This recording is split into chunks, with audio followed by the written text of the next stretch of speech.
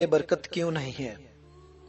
ایک شخص حضرت ابراہیم بن ادیم سے بحث کر رہا تھا کہ برکت نام کی کوئی چیز نہیں ہوتی۔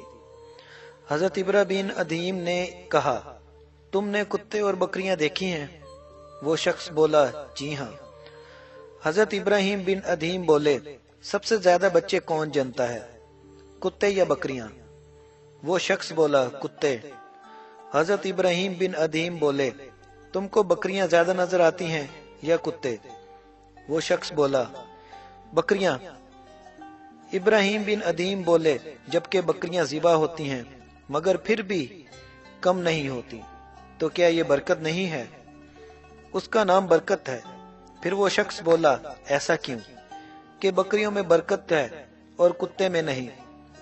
ابراہیم بن ادیم بولے، بکریاں رات ہوتے ہی فوراً سو جاتی ہیں اور فجر سے پہلے اٹھ جاتی ہیں، یہ نزول رحمت کا وقت ہوتا ہے، لہٰذا ان میں برکت حاصل ہوتی ہے، اور کتے رات بھر بھونکتے ہیں اور فجر کے قریب سو جاتے ہیں، لہٰذا رحمت و برکت سے محروم ہوتے ہیں۔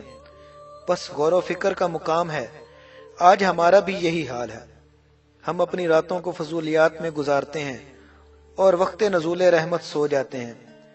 آج کل کی ہماری نوجوان نسل جو ساری رات موبائل فون یوز کرتی ہے، فیس بک یوز کرتی ہے، آج کل نیا فتنہ جو آیا ہوا ہے ٹک ٹاک یوز کرتی ہے، جس کی وجہ سے وہ ساری رات جاگتے ہیں اور جب نماز فجر کا ٹائم آتا ہے تب سو جاتے ہیں۔